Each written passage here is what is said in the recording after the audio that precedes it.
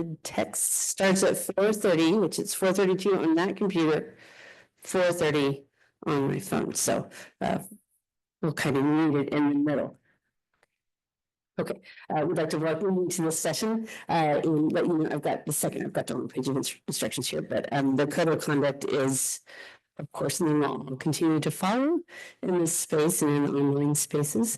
And they are inviting you to join them, I think, in the QR code for a conversation at the end of this 25-minute session. Welcome. Thank you. Thanks very much. Hi, everybody. I'm Mary Isbell, and I'm an English professor at the University of New Haven. This presentation chronicles two kinds of collaboration, informing the creation of a new open educational resource called Literature with No Reading List. Actually, we're gradually making our way toward a catchy and descriptive title. Your thoughts are very welcome. On that front, you can use the QR code on the screen. It's on each of our slides to access a Google Doc where we've got some prompts and space for you to share your questions and ideas. If we happen to elaborate too much and use up all of our 25 minutes, but we're going to try not to. The story of the first collaboration will, I hope, inspire educators in the open community to reach out to authors whose exciting ideas can transform teaching practices, even if those ideas are expressed in books that are not openly licensed. I'm joined today via Zoom by Angus Fletcher, a professor of English at Ohio State. Angus and I started working together, and after I read his book Wonderworks, which presents authors as inventors and literature as a tool that does work on our brains, if we actually read. I'll let Angus introduce himself. Hi, I'm Angus, and I'm a story scientist. I worked as an experimental neuroscientist for 4 years before pursuing my PhD in English. And Wonderworks is my effort to combine my neuroscience and literature training to identify how reading books can improve our mental health and well-being. And now, for your viewing pleasure, Angus and I will perform a brief reenactment of our first conversation. This isn't a reenactment. Don't be confused. Hi, Angus. I think your book is great. It was not written for use in the classroom, so I have to ask, how do you actually teach literature? Well, when I teach MFA courses, I allow students to create their own syllabus. I ask them to bring in works of literature that powerfully affected them on an emotional or intellectual level, and we then identify the moments in those works that have been powerful. We uncover the specific literary techniques or inventions that are driving those psychological effects, and then the students take those techniques and use them to create their own original works so that they fully understand the mechanics of the technique. I love that idea. Okay, so for everyone in the audience, pause reenactment. This is when I decided I've got to get him to openly license his syllabus, right? So I say, hey, Angus, would you be willing to share your syllabus with me, maybe even with others, so that they could try this? Well, I don't really have a syllabus. Oh. Would you be okay if I tried to make one and ask you questions while I do it? Absolutely. It sounds like a great idea. And scene. Thank you. Thank you. Okay. So the story of the second collaboration will, I hope, provide further evidence in case you need it, that you definitely should experiment in the classroom and talk with your students about why you're trying to change the way you do things. Last spring, my students and I hunted for a more authentic way to study the literature of the past, and we created a website along the way. I'm co-presenting today with 3 English majors from that class, Tristan Onofre, Gina Beattie, and Monica Dobson. And I'll also share some comments from Aferdita Emini, another English major who couldn't be here today. So let's begin with the problem that this approach is designed to address. Very few students in my literature courses read the texts I assign. Do we have any English professors in the room? Yeah, okay. We understand. Some do read, but many skim summaries and commentary online to find something to say during class. Right, because who wants to read something that's required? Yeah. I mean, I guess that's true. In an ideal literature classroom, students are there because they're interested in the material. But there are so many courses in high school and college where this is not the situation. Students take courses to meet requirements. Even English majors do this. And in that context, reading is a chore. If there's a shortcut that can help them accomplish that chore in less time, they'll take it. And I know this is something that you and I both care a lot about, Mary. What we really want is not for students just to read literature. We want them to experience literature. Yeah, and so what we thought a lot about is the specifics on why students skip that experience. That's part of the design of this project. So I'm going to ask our panel, if you've ever not read something that was assigned, what are the reasons? So Gina, can you start us off? Well, for me, I need a book to capture my attention and keep it. And one book that couldn't do that ever was Dracula. That was assigned numerous times. And as much as I tried, I can never finish it, and I probably never will. Thank you. For me, something that really won't work out is The Great Gatsby back in high school, and even when I tried again in college. It's a really short book, yet for some reason the pages felt like it dragged on forever, and I just could not get past maybe the second chapter.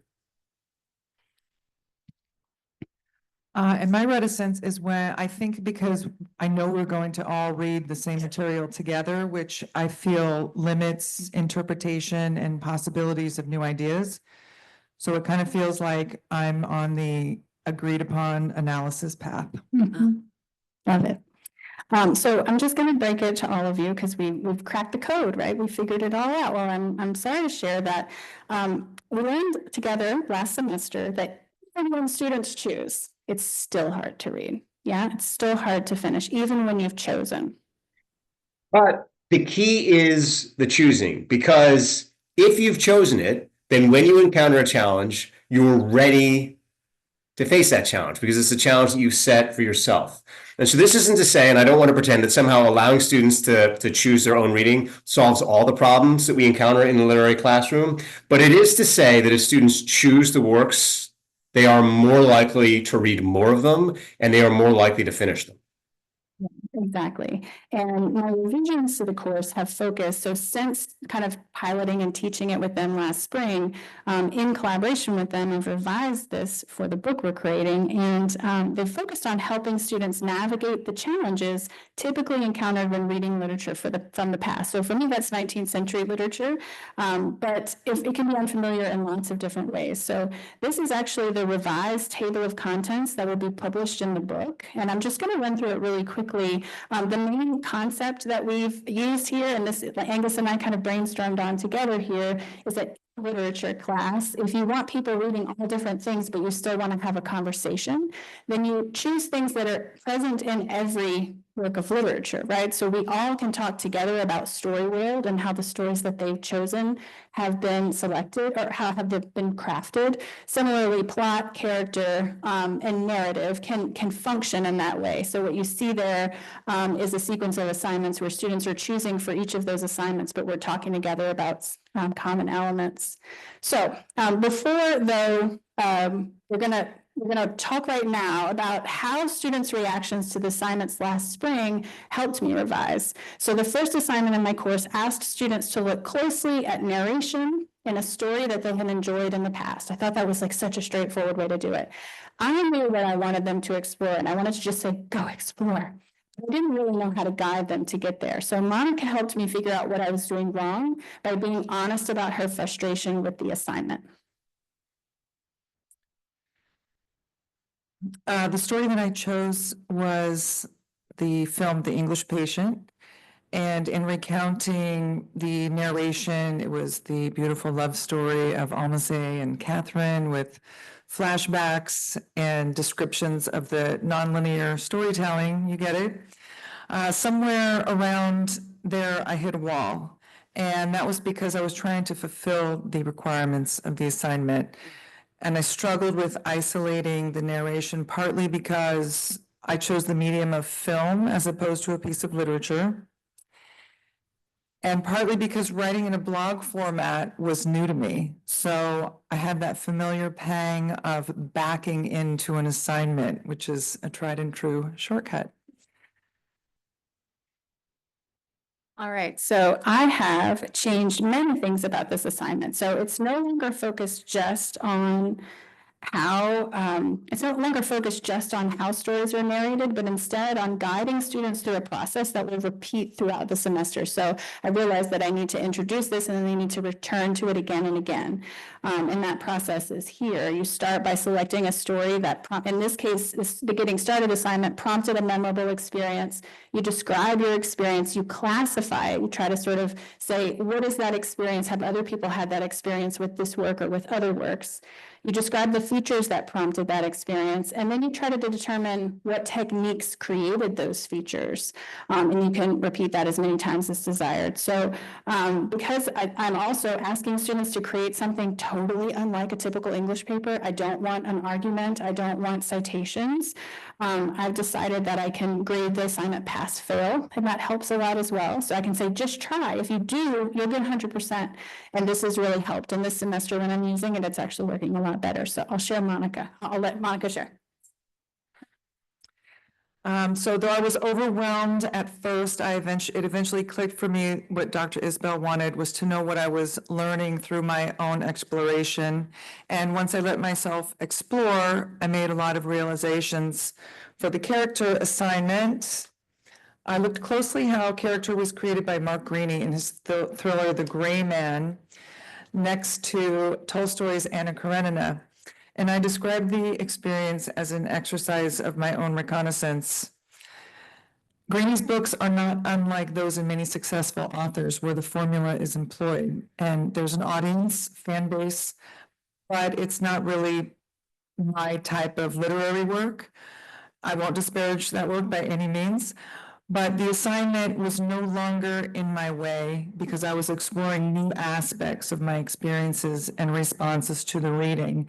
And in giving the attention to unlikely choices, that had a way of affirming what exactly I was drawn to. All right, thanks, Monica. So in the second assignment, I asked students, so remember, as I described these are the messy first versions of these assignments. So in the second assignment, I asked students to select a story, think carefully about how the story world was constructed in that story. And I had met individually with each student to encourage them to reflect on their story preferences, set some goals for the semester. And I remember being fascinated by my conversation with Gina, who wrote about a romance novel in her first assignment, and she was eager to dig into the dismissive attitude her fellow English majors had about the genre. When it came time to talk to Dr. Isabel about what I planned to read for the semester, I decided to stick to the romance genre. But I wanted to explore an early period of romance. Dr. Isabel then recommended Lady Chatterley's Lover by D.H. Lawrence, which was quickly followed by a content warning as it is notoriously explicit. Safe to say I was intrigued by not only the content, but the reaction it received in the media. So I chose it for my second assignment and had the opportunity to explore something that normally can't be discussed. Here's what I wrote. Lady Chatterley's Lover had gained notoriety for its descriptive scenes of intimacy and adultery, which, yes, this book is the epitome of bodice rippers before bodice rippers were even a thing. But however, sex is not the point, at least not completely.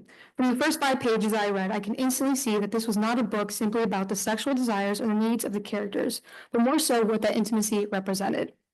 The downfall of my experience is a common issue of transitioning my thinking in the reading process.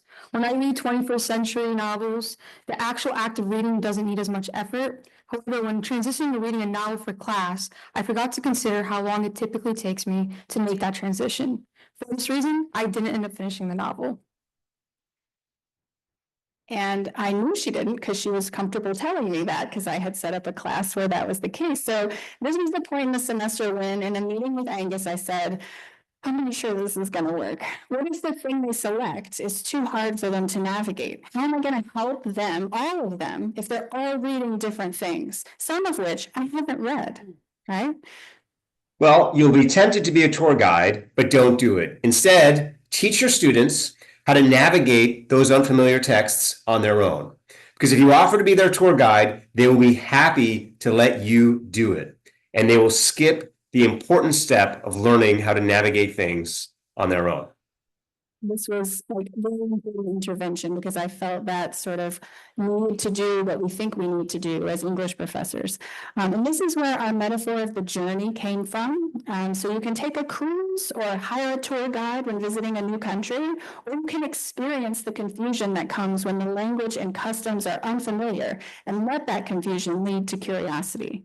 This helped me develop an assignment in which students are encouraged to serve as a tour guide for students in the future who choose the same text they've chosen. Some of you might be familiar with Robin DeRosa's Open Anthology of Early American Lit. She inspired a lot of that kind of students creating editions, and this kind of was my adaptation of that. And so our thinking is that if students envision a future student having the same difficulty that they are having, they're more likely to confront the things that are hard and find resources that will help others navigate the difficulty. I think Gina did everything right, but got stuck, and I want to figure out how I could have helped her keep going. As we prepared this presentation, I asked Gina, if I had asked you to create a tour guide edition of the chapters you read, would that have helped? Yes, I think it would have helped and acted as a support while I was trying to explore this new world and language that I wasn't familiar with at the time. It would have given me the opportunity to get absorbed in a novel and that in story world that he created that I wasn't accustomed to. Sometimes you need a purpose or a goal to read and keep reading other than it just being assigned. Did you hear that? She was like, that was a banger. That was a really good line. We talked about it earlier. Okay, so also Gina, like I made sure she's not like this was a genuine reaction. Like I think this would have helped. I was very careful about that because I didn't want to just be like, yes, that would solve everything. After Story World, we moved on to character. I asked students to read something new. So this is a messy assignment that is you can see. Read something new, describe their experience of a specific character in it. I also asked them to think about a brilliant character from something they read in the past. I was a little afraid to have them have to do an assignment about the new thing because of Gina's experience with Lady Chatterley's Lover. I was like, okay, something you're familiar with and something new. I also, it was Tristan's response to this assignment that helped me see how it needed to be changed. And I just want to introduce Tristan as the consummate English major. By this, I mean he has so internalized the importance of argument and originality and wouldn't dream of submitting an assignment that wasn't making an original claim. But here I was asking him to describe his reading experience honestly instead of crafting an original interpretive argument. This was the hardest assignment for me because I started to read Catch-22 even though I knew I wasn't going to be able to finish it, a personal pet peeve of mine when it came to writing anything with an argument. The assignment didn't require me to finish it, but still kept me from feeling comfortable with it. The character that I found brilliant from a piece that I already loved was Frankenstein's monster. So here's something that I wrote regarding Frankenstein's monster and his connection to Dunbar. My enjoyment of both Dunbar and Catch-22 and Frankenstein's monster stems from the reflective and metaphysical questions they incite. Dunbar's method is rooted in more so comic absurdity, while the demon's tortured existence as a feared monster opens up a variety of discussion topics. The two characters also help represent two forms of writing I heavily respect but find very difficult to write: comedy and horror. I personally then strive to create a character who can invoke interesting concepts for readers to discuss. I really enjoy writing a more comedic approach, as works such as the Zwingza or the Symposium are pieces of philosophy that utilize humor to engage readers, and ones that I personally enjoyed. I tried to create a character, but I felt I was being a little bit too ambitious with my ideas and struggled to really create the depth that I found was prevalent in Catch-22 and Frankenstein, and it felt as philosophically interesting as an intro to philosophy course. It's that complexity that I find so interesting that I couldn't capture in both of these, or in my own character that I would create. And the fact that I lack this ability to write an interesting ideology for someone else to analyze in a character is what made this assignment really difficult. So as predicted, we're gonna go over, so I'm gonna try to summarize these things. So Tristan helped me simplify this assignment, incorporate suggestions for how students could use one technique of character creation that they observed in something new, and place themselves or someone they knew in a story world they felt familiar with already. So essentially structure a little bit more the creative work I was having them do. And I asked Tristan, what would he have done if I'd asked him to create a version of himself or someone he knew as a character using a technique in Catch-22, and this is what he came up with. The simplest way that I would incorporate something that I knew into Catch-22 was to highlight habits of theirs that also kind of aligned itself with the absurdity of Catch-22's own characters. There are little quirks that seem to not make much sense and that was part of their everyday routine.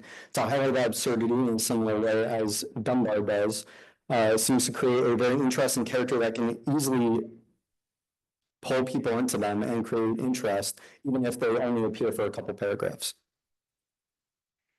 All right, and I am out of time. Should we stop or should I read this one more thing? Are we allowed? Okay, I have one more experience to share from a student.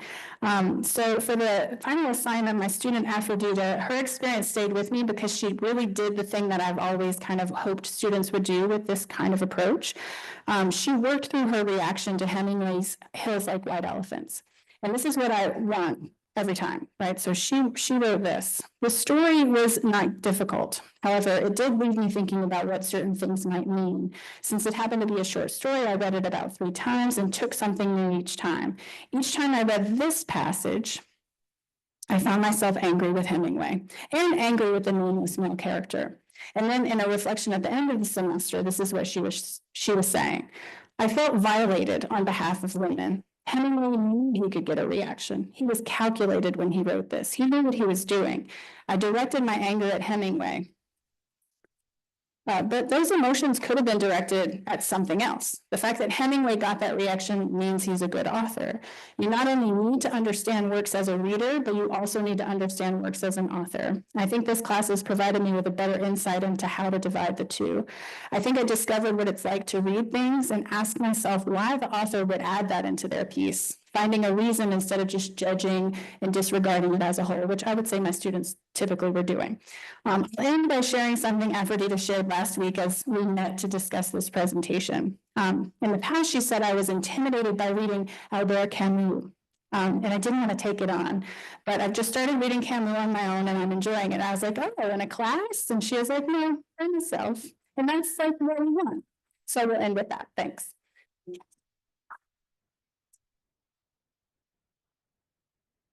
Thank you so much. And we are at time. When I did the QR code, I used to Google Doc, said view only. Did anyone else? Okay, so when you get into it, it's not that we weren't fascinated. But if you want to change that, because this is fascinating. Yeah, thank you so much for sharing it. I will be watching this recording and would love to read the stuff that was cut out. So thank you for joining us. Oh, wait, you have a question. So we're officially done, but now we can have an informal question.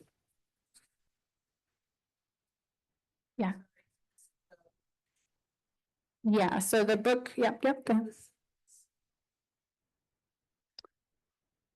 Yes, so what I have been doing is we have a Pressbooks network at our university, so it will be released on Pressbooks. I'm teaching again with this method in the spring.